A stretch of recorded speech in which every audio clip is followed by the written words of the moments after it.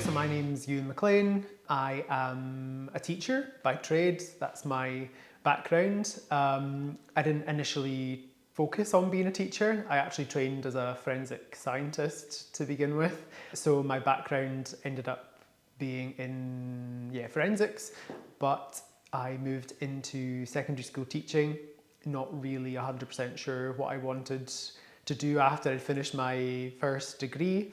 So I studied to be a teacher at the University of Edinburgh, at Murray House, in qualified biology teaching with science. I've taught in Scotland, in the Scottish system. I've been abroad, taught in the Czech Republic for 3 years. I've worked in state and independent, UK international. For the last 5 years, I've been working in the online schooling space for young people who couldn't otherwise access mainstream education for whatever reason, mental health and wellbeing challenges, special educational needs, and it just meant that young people were able to get a spark for education that for whatever reason had disappeared.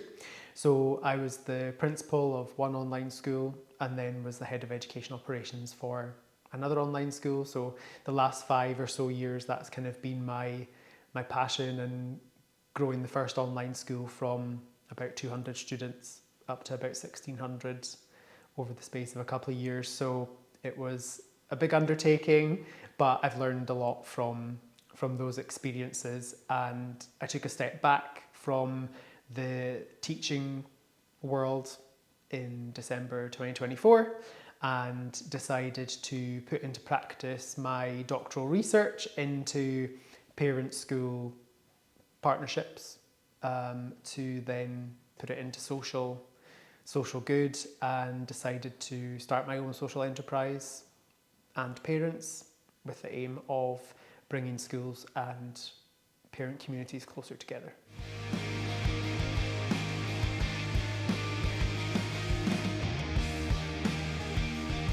So the purpose of And Parents is to bring schools and parents closer together and to really bring empathy and a better understanding for either side of the fence. There shouldn't be a fence. There shouldn't be either sides of the coin. But when you've got two communities trying their best to do what they can for young people, sometimes the approaches to that are different. And you've got schools looking to do what they want to do and what their priorities are, and trying to meet the standards of what they need and tick the boxes they need to tick. And then you've got parents, on the other hand, who maybe think that the priorities are different and trying to bring up their child as best they know how. There's no manual that goes with how to raise a child. Of course, there are books that tell you what you should do in maybe different circumstances, and you should try those, but there's no manual. And bringing up a child must be incredibly challenging. I was a challenging teenager. But the idea is that by bringing schools and parent communities together, it's for the benefit of children and young people. You've got teachers and students who have got relationships. You've got parents and children that have got relationships. But I think where the relationship is a bit patchy is between parents and teachers. And speaking as an education professional, I would say that probably one of the most anxious or anxiety-inducing parts of the job is working with parents. How do I do it properly? How do I do it effectively? Parents only come to me with problems, and when they're unhappy, they generally don't come to me when they're having a good time. So how do we do this better? And 87% of teachers have never had any training when it comes to working with parents, which is a huge number. It's something I was never taught to do. It's something that's missing on many initial teacher education programs, and that's why I've been contacting universities as well to say, what can we do? And I think maybe a criticism from universities is, whenever there's a social ill that needs to be fixed or remedied, let's give it to initial teacher education providers to do. But ITE programs are really only 9-10 months long. So how much time do we actually have to fit in everything that we need to fit in? But because working with parents really fits into attainment, so improving the grades of young people, the Scottish Government talks regularly about how do we close that gap between the most affluent children and the most underserved children, and we're always trying to close that gap. Working positively with parents can help to close that gap.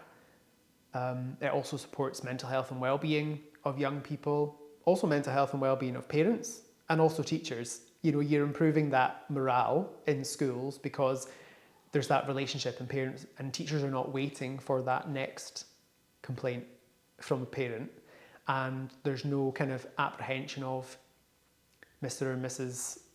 so-and-so coming to parents' night and what are they going to say to me about their child.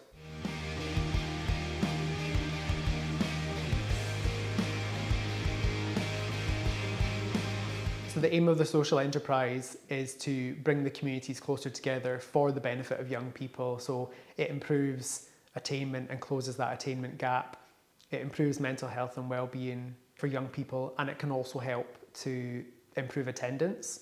I think a lot of the time issues with attendance comes down to trust, and does a child trust the school? Does a parent trust the school? And actually when you've got what we might call helicopter parents, or I've seen it described as tiger parents, who are maybe super, super involved and always knocking at the door of the school, and that makes school leaders and teachers equally anxious as well.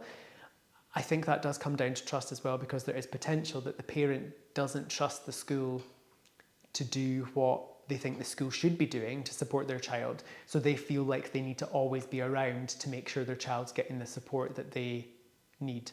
On either end of the scale, where parents are super, super involved or not involved at all, I think it comes down to trust. So before we can think about things like communication strategies, how do we communicate with parents? It comes down to, do our parent communities actually trust us? And if you've got that solid foundation of trust, then you've got a way forward to improve the relationship so that parents maybe do become more involved. They may feel more confident to support learning at home, feel confident to participate in the life of the school. They feel like they've got a voice in the school.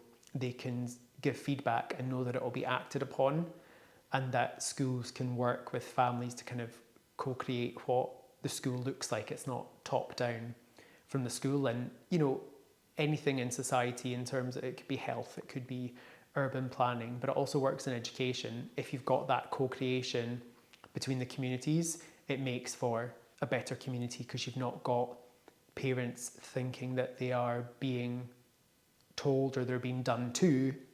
Being worked with can make a huge difference, and having that trust there. So I suppose in a nutshell, the ideas behind And Parents is to partner with schools to get them to rethink their practice and also reshape their culture when it comes to working with parents to improve outcomes for young people.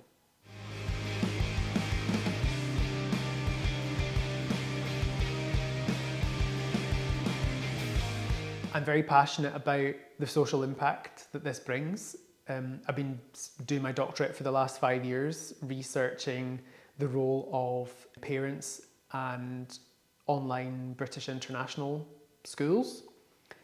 So schools that teach young people from around the world. So there's been a lot of work done on cyber charter schools in the US, but very much for the US context, for US public. So it's young people attending online schools, but they're based in the US, so that kind of culture.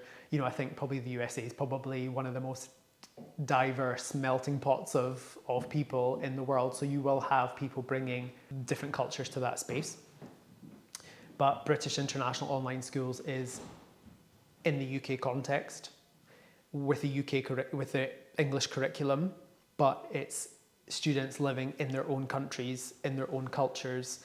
So my aim is to better understand and find out what that landscape looks like, and kind of look at the barriers to parent engagement and how we can make improvements in that space. So I am driven by the social impact of it. I think working with education providers is having a social enterprise lends itself better to that, because it's not a case of, okay, make profit and benefit from that profit personally. There's nothing wrong with having an organisation where you benefit from profit personally, but I think in the education space, I'm very much driven by social impact. And setting up as a social enterprise means that, you know, after all the bills are paid, any profit goes back into the business, and that allows me to provide resources or services like consultancy or strategy development or workshops to schools, universities, education organisations that wouldn't otherwise be able to afford the services that I provide. So it could either be services at a reduced rate, or it could be services offered, you know, free of charge. But ultimately the aim is to try and shift the dial socially so that we can, you know, make improvements for young people. So that was my aim for, you know, setting up as a social enterprise, not just kind of a limited company.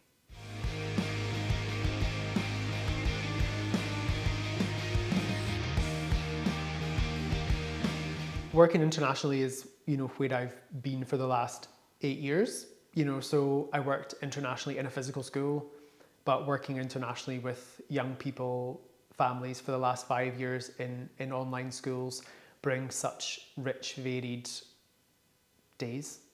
You know, it's amazing to learn from other communities, other cultures, other countries.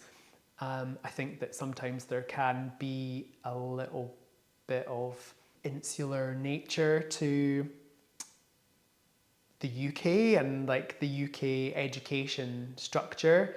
You know, British education is a powerful marketing tool when it comes to selling education abroad. But I think there is a lot that we can learn from other countries when it comes to education. There's not one way of doing things. I think there are things that we can learn from other countries. And in terms of the cohesiveness when it comes to parent-school relationships, I feel that the USA does it in a more cohesive way than we do it. In the UK, there's lots of pockets of great practice and ways of working, but everybody's doing it in isolation. There's no togetherness, and I feel like there's a piece of the pie for everybody. There's enough schools, there's enough students, there's enough families that if everybody came together, I think that could be much more powerful.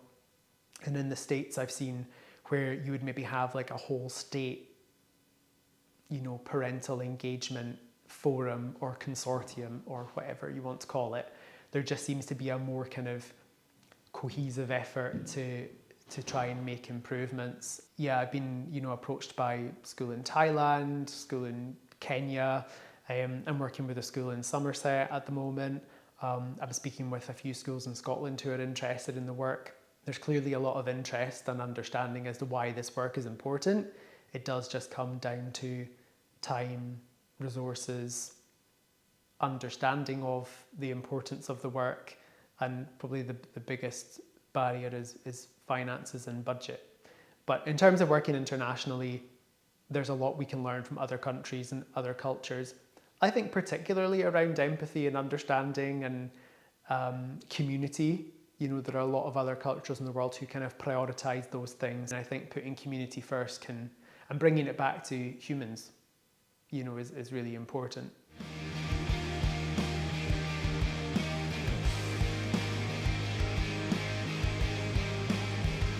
And Parents is aiming to help schools, aiming to help families, aiming to help young people. I would say the kind of direct initial beneficiaries of the work are the teachers in the schools and the school leaders, universities, university students who are training to be teachers. But I think the long-term beneficiaries of the work are children and young people. So it does involve going into schools and working initially with schools to see how we can maybe shift the power dynamic, because, undoubtedly when it comes to education, schools hold the power, and there is that power imbalance between education institutions and families. And again, going back to the idea of trust, if we build trust, we can try and balance out that power dynamic. I'm not saying for a second that families should be able to come into schools and make all these high level decisions, because, what did teachers and school leaders train to do? And what does that experience bring? But I do think that there needs to be more collaboration, more authentic inclusion of families' views. I would say that parents are experts in their own children as well, and they know their children better than anybody, and what they need. So listening to parents is important in terms of helping to shape a school community, and their views need to be authentically listened to and acted upon, because I think one of the easiest ways to erode trust in a school community is to ask for parents' views and then never act upon them.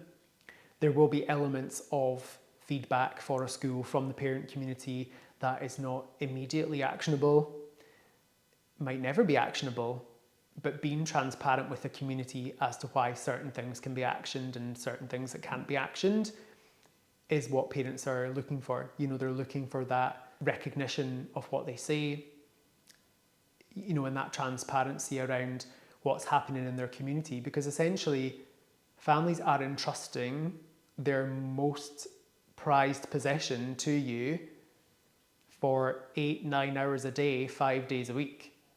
They want to know that their child is going to be safe, valued, that they're going to thrive, that they're going to achieve what they're able to achieve, and hopefully more. Parents want to know that the school is somewhere that the child's going to be supported and be valued, and they're going to help to make something of their lives, essentially.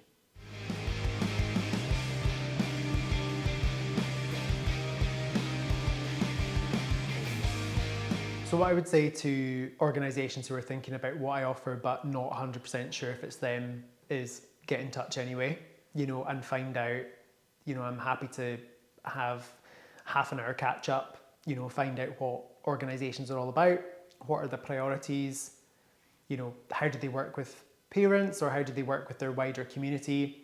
Because my focus is, parent communities, but if you're looking to get more involvement from whatever community you have, or engagement or participation, and what I mean by that is how do you kind of even out that power imbalance?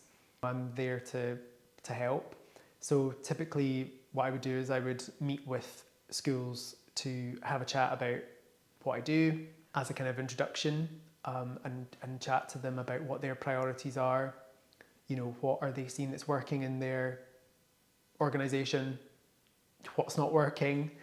I think it's very difficult for schools to be vulnerable and say this is not working, because they are the centre of a community, and they are organisations that they want families to be kind of looking up to them, and setting standards and having integrity and morals, and how to act. And schools are helping shape young people, and they're helping shape society as well. So it does take a lot, I think, for school leaders to come forward and say, do you know what, actually this is not working for us, and can you help?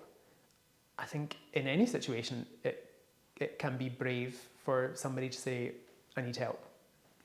And I would like to help schools in a non-judgmental way. There's never going to be any finger pointing to say, oh, you don't do that well. I'm very much about support and lifting people up and helping them to make improvements where they are. I always take time to get to know a school. I wouldn't just say, try X, Y, Z, let's throw it at the wall and see if it sticks and see if it works. It's very much about getting to know the school for the school and what support do they actually need as that particular institution or organisation. You can go out to any bookshop and buy a book on parental engagement and it'll say, to improve attendance, try this. To improve parents learning with their children at home, try this. But it's down to the schools to implement that themselves, and sometimes there's not always the knowledge of how to actually do that in a bespoke way for their school. So kind of after I would speak to schools, I would look to do, I guess, what you could call an audit.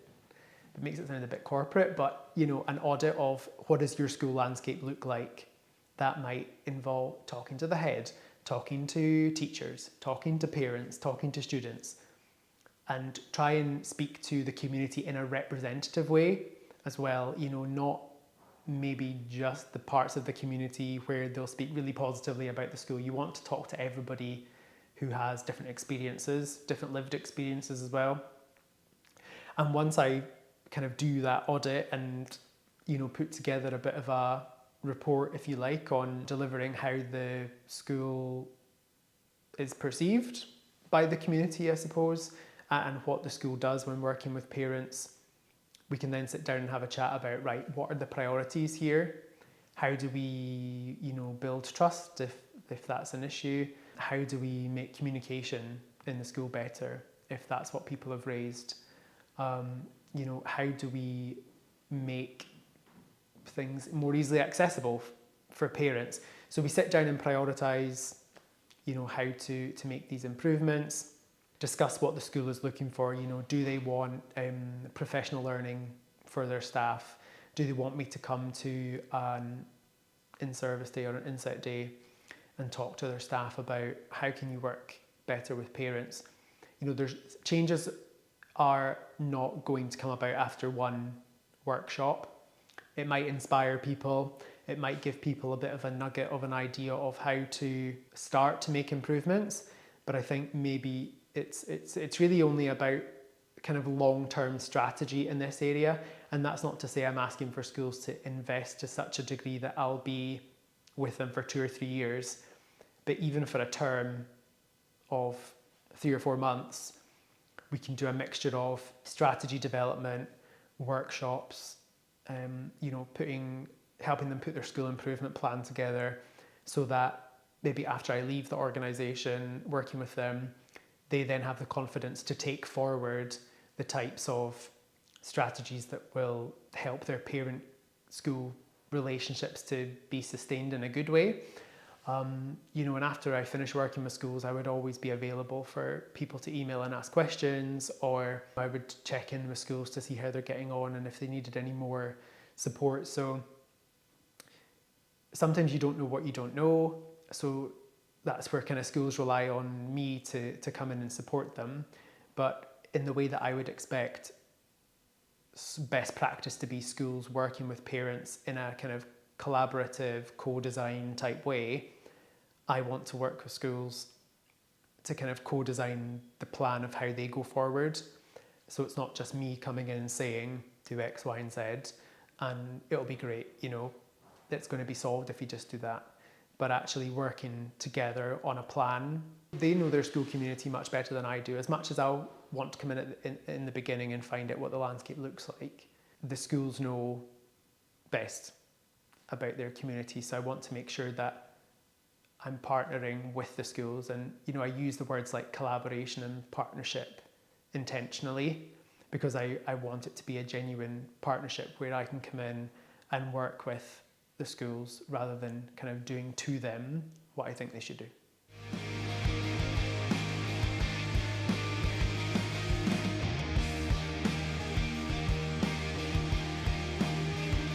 Parent-school relationships are a global issue, regardless of where you are in the world, whatever culture, system, background, there will always be a requirement for schools and parent communities to have a good relationship. I would love to have a global reach and work with schools in lots of different countries, Scotland, the UK, abroad.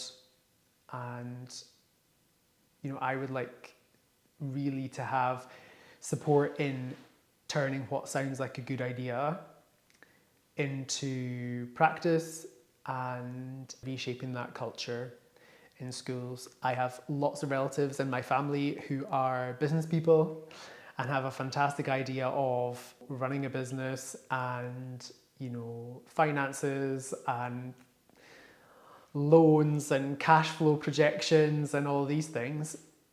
But I didn't grow up in that environment.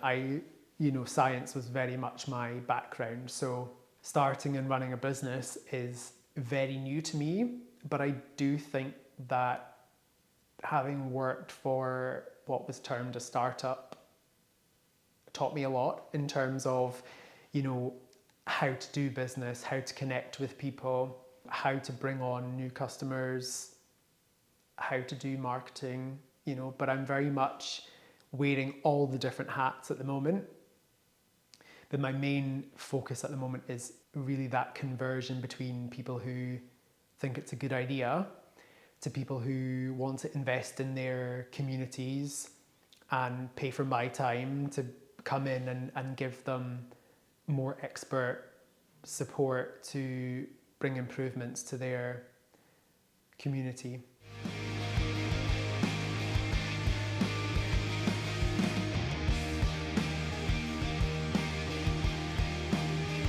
I think it's important for sustainability that you're not relying on grant funding all the time.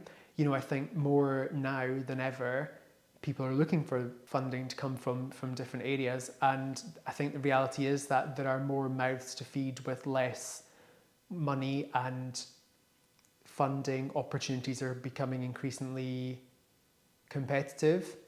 Money is important, it's driving what we're doing, but there needs to be that kind of level of sustainability about it. You can rely on grant funding, bursaries, loans, investment, but ultimately to keep it long-term sustainable. And I think that funding bodies are looking for that for this as well, is if that funding was to be withdrawn, is your company still going to be sustainable? And have you got people that are going to pay for what you offer? So gaining traction and demonstrating impact to funders is important. So there might be a little bit of a period of time at the beginning of starting a business where you need to do little bits and pieces, not necessarily for free or in a complimentary way, but things that you might have to do for much less than what you would ordinarily charge, so that you can really build presence, demonstrate impact, so that you can show that what you're doing works.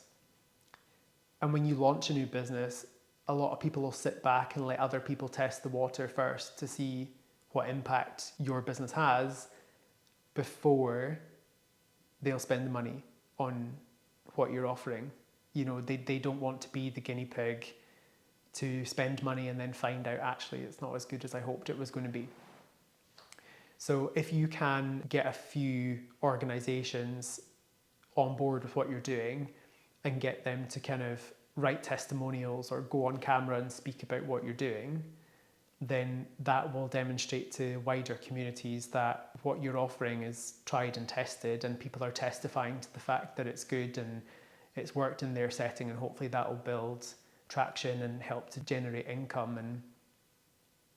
But I've also learned that it's important to have different avenues of revenue coming in, and not to put all your eggs in one basket. So if there are opportunities arising for things like funding, where you maybe think, oh, that's not 100% my angle, that's not 100% what I was hoping for, sometimes you might have to bend or alter your approach, so that you're maybe becoming a bit more eligible for funding. So I'm definitely looking at other ways of generating revenue that maybe weren't initially in my plan.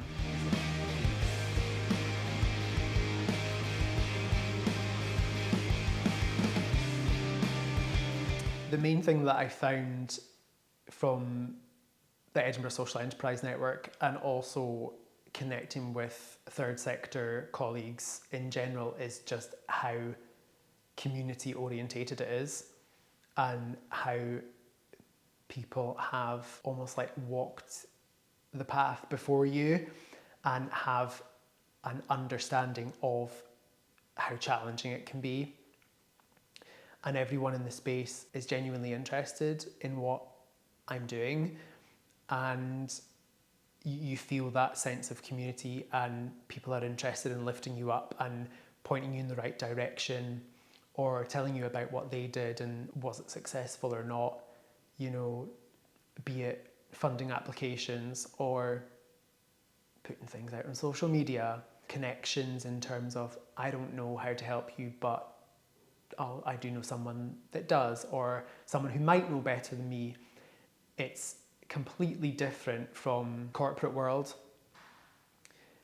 I genuinely think when working with parent-school partnerships, there is enough pie for everybody. I think there are enough families, enough students, enough schools to go around. I'm very much about lifting people up and pointing people in the right direction, and it's not all about financial gain. I will happily send the ladder back down, you know, to support people who are maybe right at the very beginning of their journey in starting a business. And you really learn by the mistakes that you've made, you know, and you get given support and guidance, and you don't listen to it, and you think, no, I'm going to try, and then you think, oh, I wish I'd listened.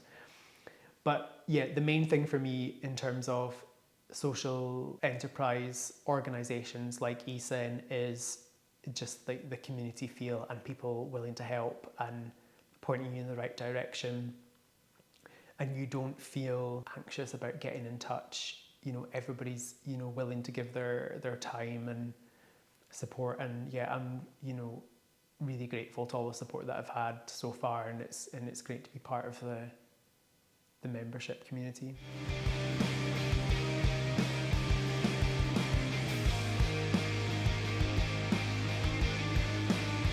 So collaboration is important to me because it's not possible that you know everything.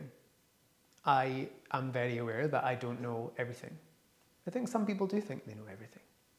But I definitely know that I don't, and I know where my areas for improvement are, and I know where actually it would be better to pull on the expertise of other people than to do it myself.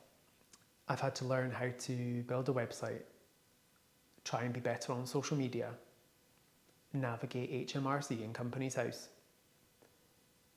deal with finance, lots of elements of a business that I didn't know how to do before, or I didn't know I had to do as part of a business. So it's all about learning and finding out as you go. But collaboration for me is super important because you can learn from one another. There's things that, information that I might know that I can pass on, information that I can learn from other people that I can take forward.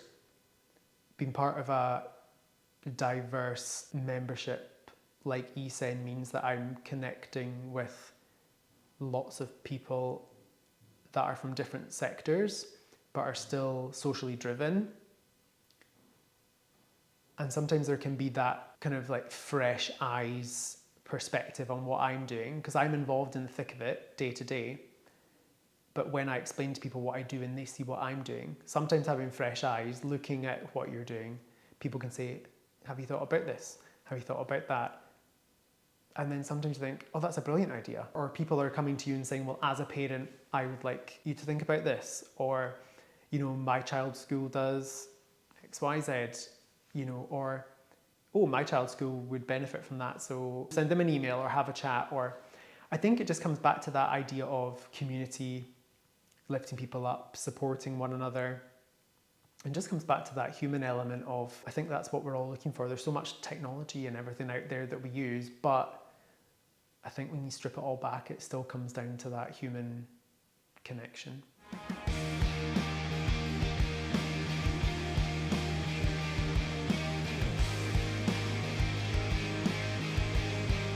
Edinburgh is unique in terms of its landscape, architecture, people.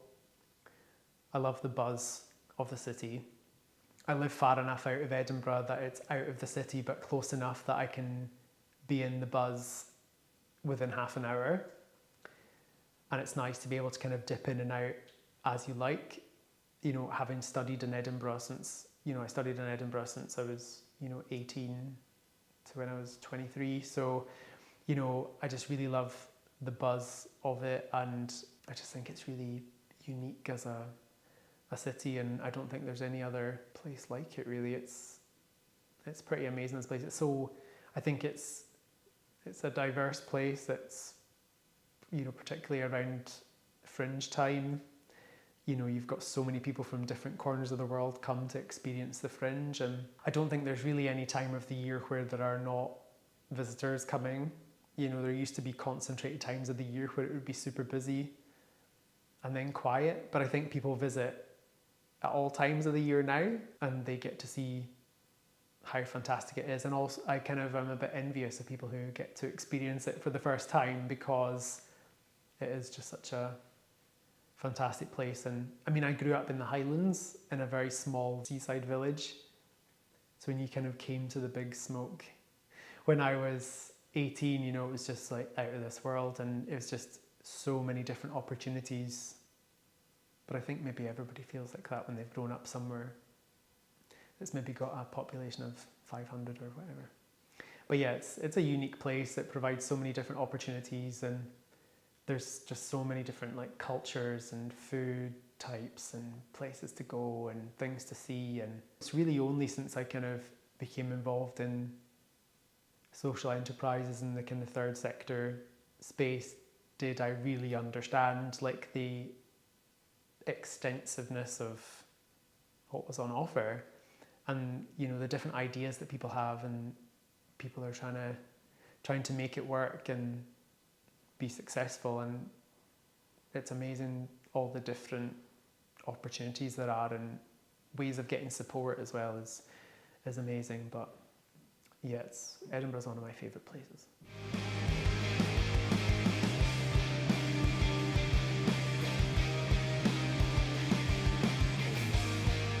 For parents over the next 12 months, I am excited about kind of more opportunities, building more traction, being able to bring my research from my doctoral studies and my experiences as a teacher and school leader into other schools, for them to have an understanding of how they can improve their schools in terms of working with parents.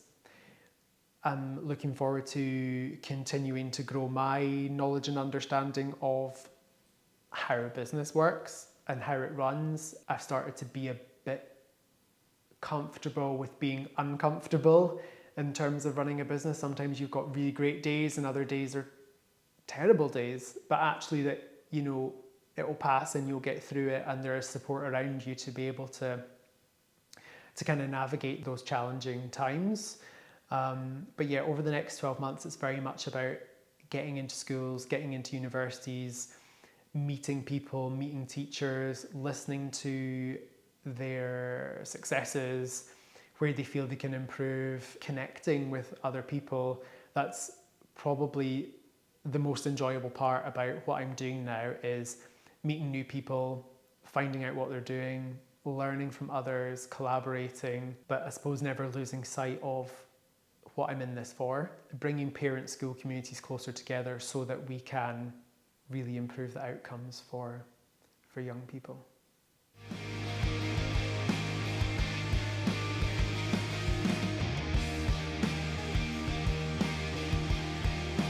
The aim of Parents is to partner with schools and other education organisations to rethink practice and reshape culture when it comes to working from parents, so that we can improve the outcomes for young people.